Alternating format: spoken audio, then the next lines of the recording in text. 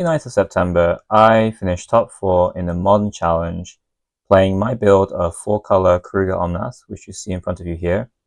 This video will be the first in the series showing gameplay from that Modern Challenge, and will include my play-by-play commentary for each of the games.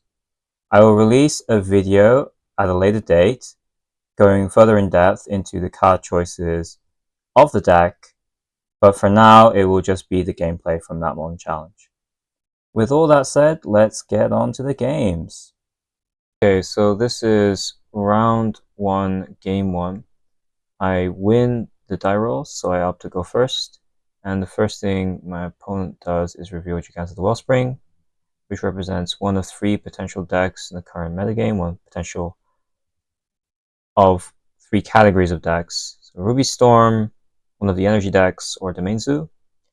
I keep a hand that is actually great against all 3 of those potential decks that this Giganta could represent. So I keep the 7. And I play the Steam Vents first to give me the most options going into the next turn with this Fire Ice. Say I draw the 3rd land, maybe I do want to fetch a basic. If I draw it, and if it's a fetch land, I draw the 3rd land anyway, but I decide to play the Stomping Ground Shocked. And this is a hedge for me potentially not drawing the 4th land for a couple of turns. Leaving this Flood Strand unused gives me the most options coming to the next turn, whether I want, if I don't draw the 4th land, whether I want to use a Lush Portico to find the 4th land. But what's most certainly happening is this fire is being targeted at this Ragavan. It's going to kill this Ragavan. Opponent plays Flood Strand, so we still don't know whether this is a Domain Zoo or Energy deck, but we'll find out after they fetch in the end step. The Lush Portico, which means this is Domain Zoo.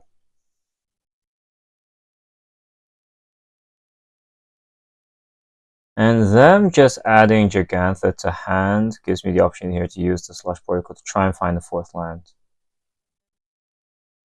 I keep Teferi on top, though, from the Surveil.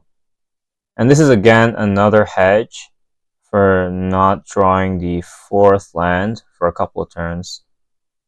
Teferi is fine here because I get to down ticket, draw a card. If I draw the 4th land, great, but if I don't, this gives me something to present my opponent to try and deal with in the meantime.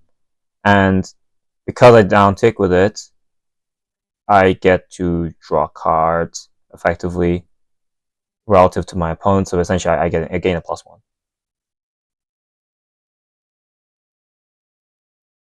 And yeah, we don't draw the 4th land, but that's fine for now. Solitude is at least an answer to some of it, like a Silent Draco, and yeah, they deal with the Teferi and we're up a card. We don't draw the 4th land again, but we have the Endurance, so we can at least have a proactive play.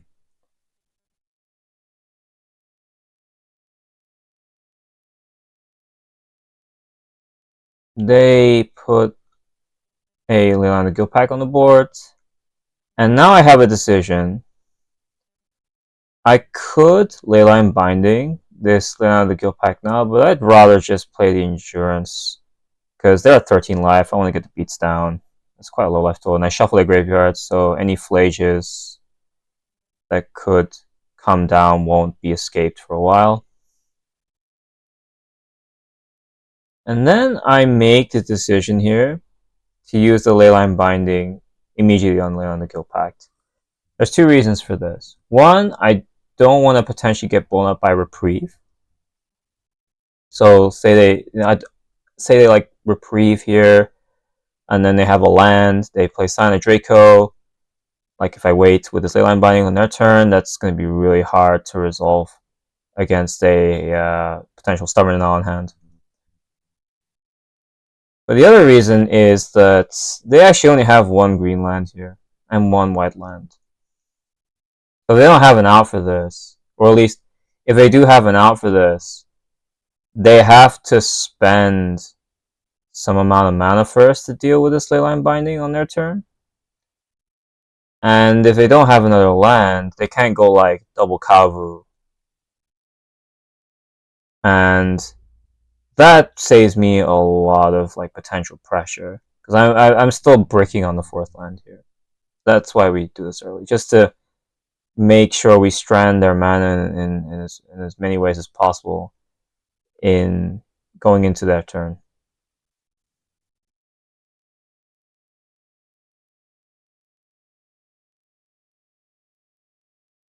So they indeed do have the Leyline Binding.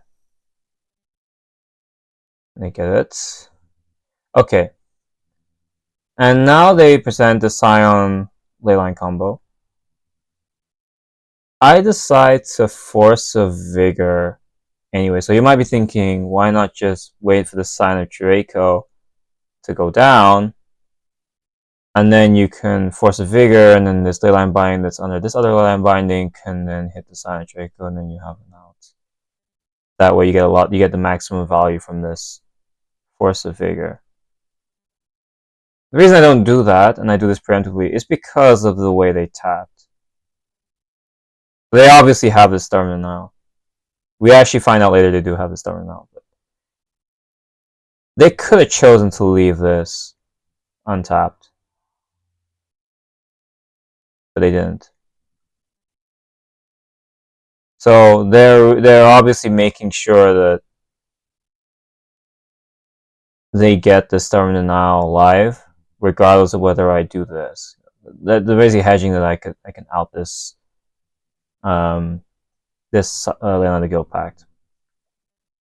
This Leyline Binding isn't exactly useless on the board without something under it either when I get it back, because I can still bounce with Teferi, it still draws a card off to Keruga, but the most important thing here is just to get this Leyline Scion combo off the board. Because if I don't, say I brick again on the 4th land, this Solitude then like stops working, and I'm pretty sure also with the way they've played, they might also just have a bunch of burn spells like Tribal Flames. That's the read I have right now. It's just a bunch of interaction, maybe one threat, like a Kavu, that they haven't been able to cast because this mana has been pretty awkward for them so far. And yeah, that's my read. And yeah, the priority is just to get rid of this Leyline of the Guild Pact as soon as possible. So they get the Sign of Draco on board.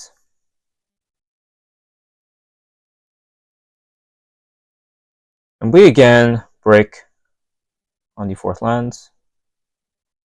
Now I have a decision here. I could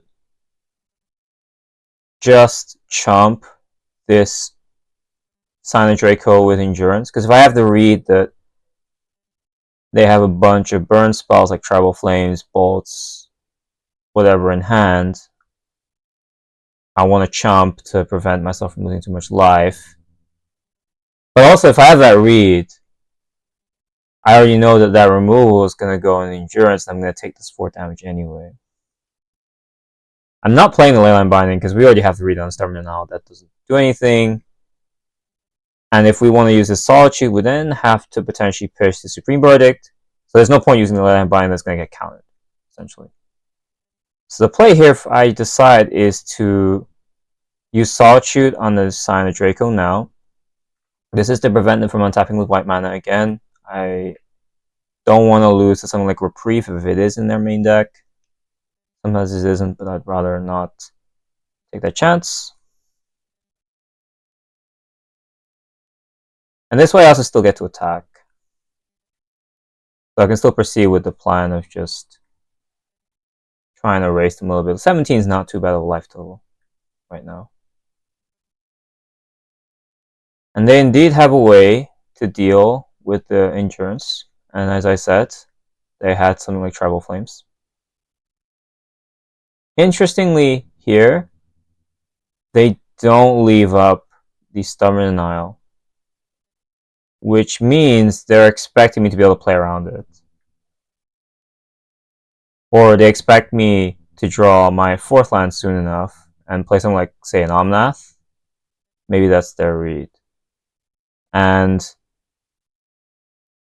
this last turn they signaled Storm now they're signaling Leyline Binding. So they most certainly have the Leyline Binding. Otherwise you would just leave up the Storm now and leave up the Steam Vents. So I play the Ring. And in this upcoming turn cycle, I make the mistake that I think pretty much determines the outcome of the entire game.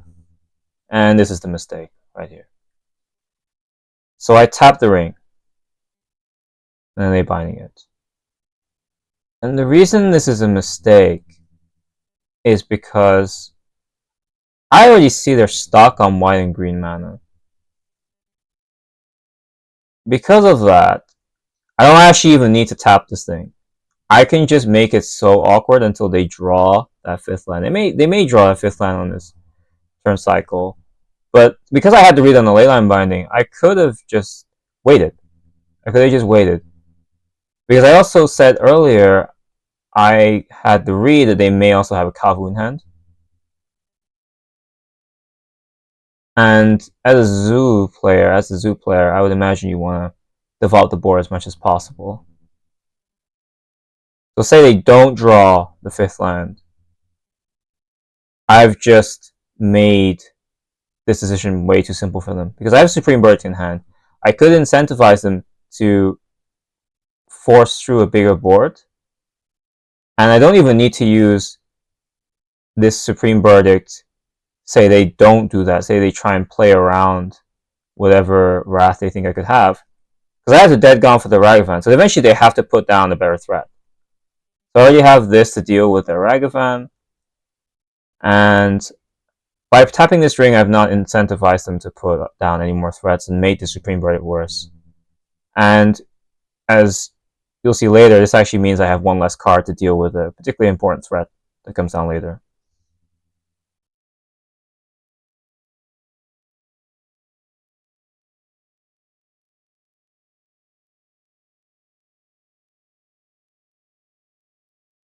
So I draw a Ring, but we already had to read on the Stubborn Denial.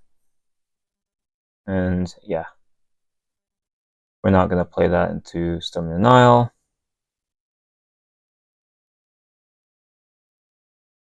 And there's the Kavu we had to read on, which could have been played last turn, or we could have made them hold mana forever up for this Ring, while we still had ways to actually gain card advantage here, which is through the Keruga that I'm going to play now. I play this first just in case they follow up with like another Kavu or another threat that just depend on this green land, and I can get maximum value from the Supreme Verdict. Because the Keruga is still quite good here. He draws me a card. Now I have to Supreme Verdict. Got no choice. And there's a Flage waiting in the graveyard. And this is the threat I was referring to earlier. Now I don't have that dead gone. I could have potentially forced a situation where they had to play the Kavu, and then Verdict would have swept up the Ragavan and the Kavu, but it didn't. Now I have this Orcish Bowmasters to contend with when I'm trying to play a Ring on the board. I mean, they have Stubborn Denial, but say I somehow manage to bait the Stubborn Denial first. The Orcish Bowmasters makes the Ring worse.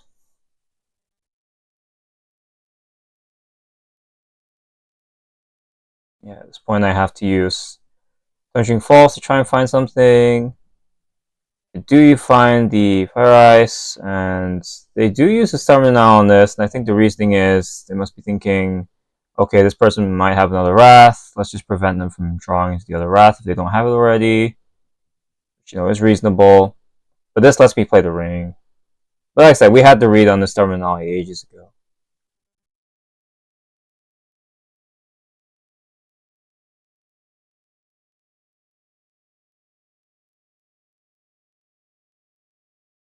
Now we're just waiting. We're hoping that we have something good, like an Omnath, maybe, or even Flage would be good here.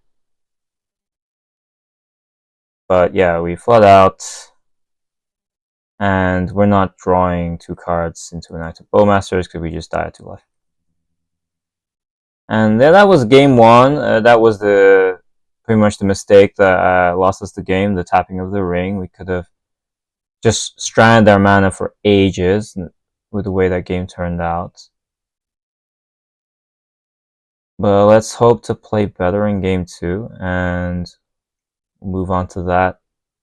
Game 2, I want to play again. Keep a fine hand, deals with turn 1 Ragavan, and has a mid-game plan in a Teferi. My opponent puts down a lid on the Guild Pact, and I fetch a Surveil. I get Surgical to my Flood Strand. Not the end of the world. And I keep the 4th hand on top. It's good to make sure that the mana is all under me. I don't ice this turn because I want to get them to play this Sign of Draco. They play now. This way I can play Teferi without the fear of Stubborn Denial. And temporarily remove this Leyline of the Guild Pact.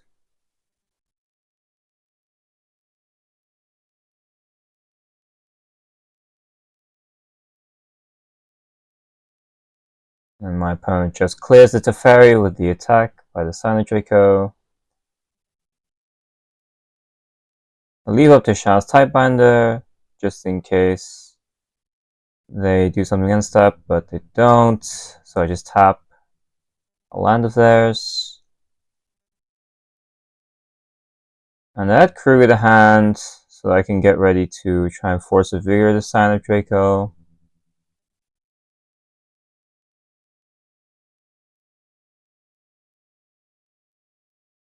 And I do it now because it's not getting any better regarding to playing around Stubborn Denial, so I thought I'd just tap them out, maybe draw something good. I leave up the Typebinder for the Kavu because if it doesn't get killed, I literally kill the Kavu since it loses all abilities, and then has 0 toughness if I hit the trigger, and that kills it.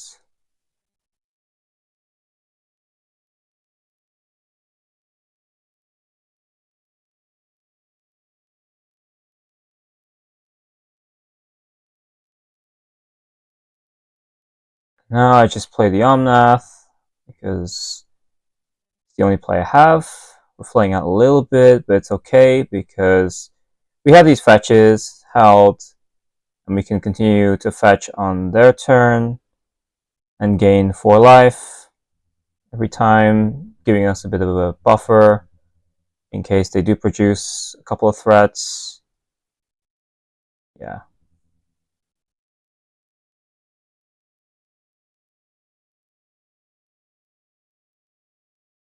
So we draw a Leyline Binding, not bad, not bad. We have at least an out to their next threat, which is this Flage. And I hold off from playing it now, because I want to see if I can double spell them. Still trying to just play around Stubborn now, something like that. Fetching out the planes, making sure I thin my deck as much as possible, and I draw the Fire Ice, which means next turn I can go Leyline Binding, and if that fails, I can at least try and tap the Flage.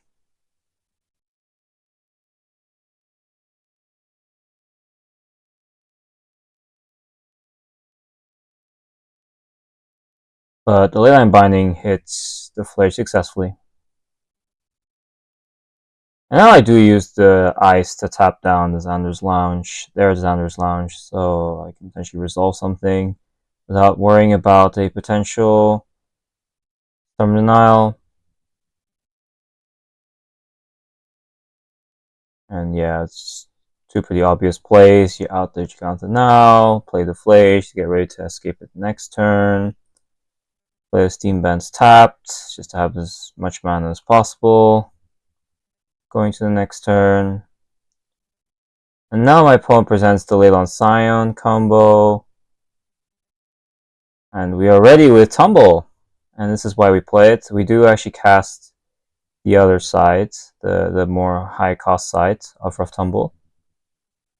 which gets around the hexproof presented by the Leyline Scion combo.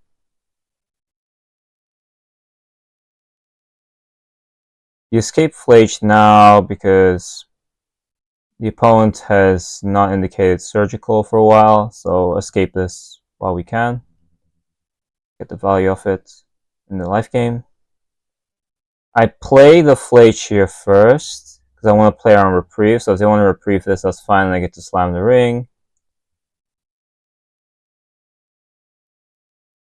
But it seems they have neither reprieve or some other way to prevent us from resolving these two spells. Good for us.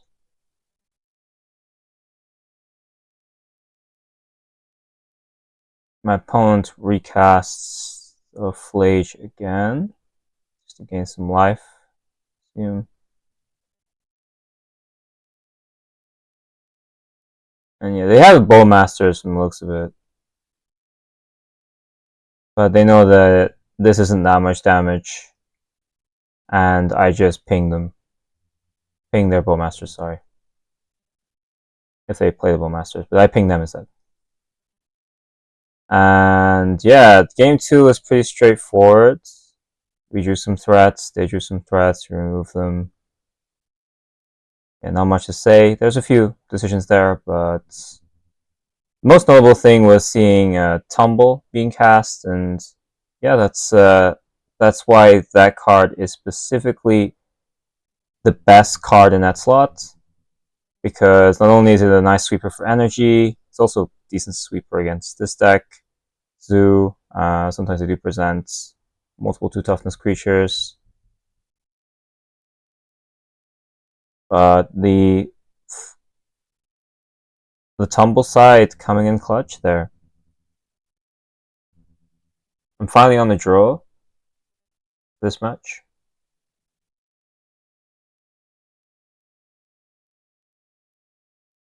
And I keep a decent 7 as an out for Ragavan or an early threat in the Leyline Binding, 3 lands, Teferi as a mid-game plan. My opponent puts on board a Leyline of the Guild Pact. So I make the immediate decision here to force a Vigorate straight away. And the reason for that is twofold.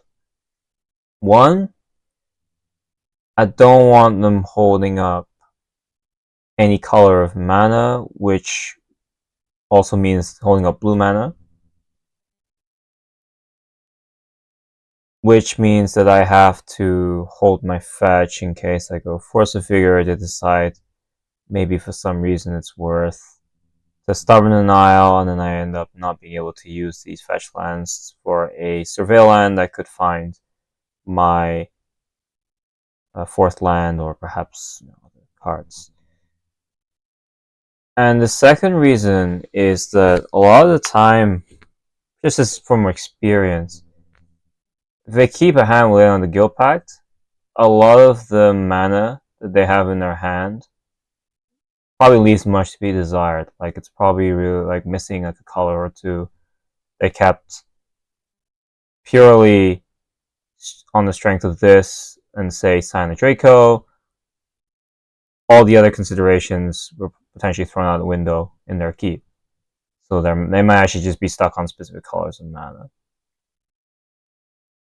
And you also might be thinking, well, that's a -1. Why not just wait? You just -1 out this 0 mana play by them. And this is one of those like counterintuitive plays that you have to make with this deck. But it's pretty much the correct play. Because tempo is just far more important. You can catch those losses in cards up with pretty much the rest of the deck, because that's what the other parts of the deck do. They recoup the value. But you can't win if you let your opponent have their stuff on, like this stuff, like Land on the Guild Pact online, from the very beginning, letting them play, and then once you out this thing, it's kind of too late because they already got the value out of this Land on the Guild Pact and fixing a keep that was probably really awkward on mana otherwise. So yeah, tempo is the most important thing here that we have to consider. And that's why that -1 is okay. Now I get to hold up my fetch for a surveillance. Nice. And yeah, as you can see, they have 4 colors, but usually you want blue here somewhere. Blue is probably better than having one of these 4.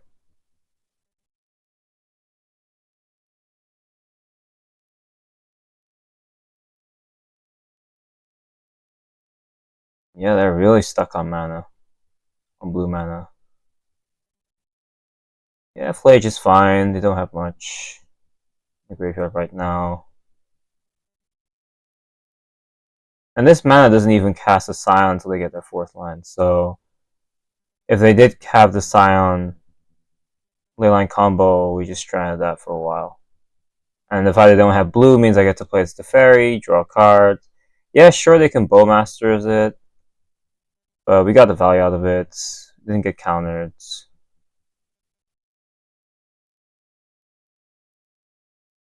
Yeah, there we go. This is what I was at. And this we had to read there. Because I have a Scion here, and we prevented all that nonsense happening. So the play here next is to fire ice. So ice the Scion, and then Leyline Binding the remaining Scion that attacks. And the reason we do it this way instead of just waiting for the 2 Scions to decide the targets of the attacks is that we want to play around like double Tribal Flames, since if they do have that, they just go face. And the fact that they went face with the only one that attacked, the sign that got to attack here, and the reason why we wait for the Leyline Binding to be used after they declare attacks is then we can have a read of what's potentially in their hands. So they could just have a bunch of burn spells.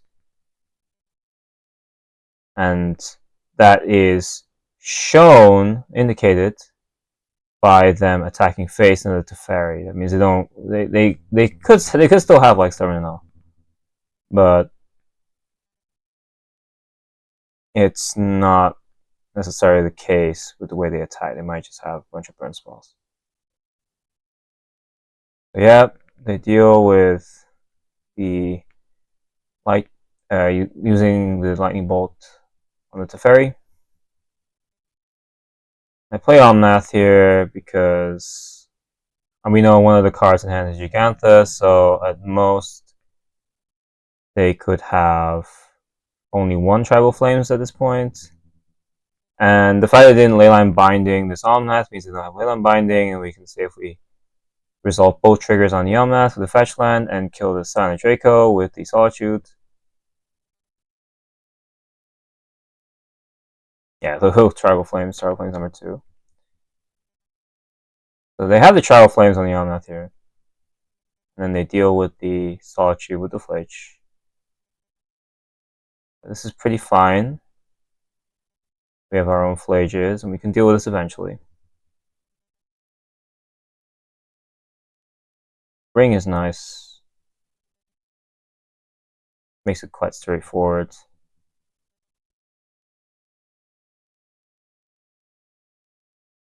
And Elesh Norn. So Elesh Norn just makes it so easy. Great card against Sue. Great card against a lot of decks right now, actually.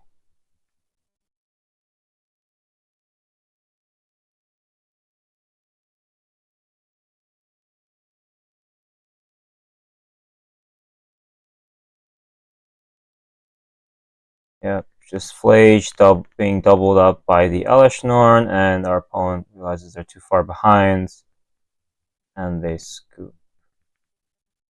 Speaking of Elesh Norn, something I actually forgot to cover in the earlier segments of the video, and that's actually the sideboarding. The deck list and the sideboard guide will be in the description of the video, so please go check that out. But the sideboarding for this matchup, and actually quite a few several matchups, is very, very simple. It's particularly if it's energy and zoo and similar decks like that, it's often a one card sideboard. So we just take out Fable the Mirror Breaker in this case because it's slow, and we put in the Cosmic Rebirth because it doubles up all the cards that we now know we want, so stuff like the Fairies, Solitudes, the Land Binding Omnaths. Yeah, I apologize for not going through it earlier, but it's actually just really simple. We don't take out cards. There's a temptation that you should take out cards like this, like Elesh Norn, and it's a good thing actually this one came up, because now it's reminding me of the sideboarding aspect I need to discuss. You don't take out this kind of card, because you have to win the game somehow in a very, very convincing fashion once you've gotten all these other pieces together. But also, Elesh Norn is really interesting against Zoo and other similar decks, and it can actually be the thing that wins a game on its own. You may not even necessarily need, like, say, this ring, because it can turn off a bunch of cards that would otherwise disrupt you in the meantime. So things like Leyline Bindings is the main thing in this matchup. But that's just such an important card. If your opponent can't remove your threats outside of a Tribal Flames, like Bolt and like a bunch of other stuff, that's like burn damage, this Elesh Norn is effectively worth like however many Leyline Bindings is in your opponent's hand. And this thing blocks as well, quite well. So yeah, that's why we don't take cards like this out. It's often worth a lot of cards on its own. So that 5 mana starts looking very justified. It's only one of, but that's all you need really. You don't want it to clog your hand. It's a card that you eventually see in the game. And that's why you have a bunch of these like one-ofs. Like Tisha's Tidebinder here. Very clunky multiples. But the one-of in your deck just allows you to have like that higher ceiling, that's what I call it, of plays, of potential plays that you can make in the deck. So yeah, we win that match.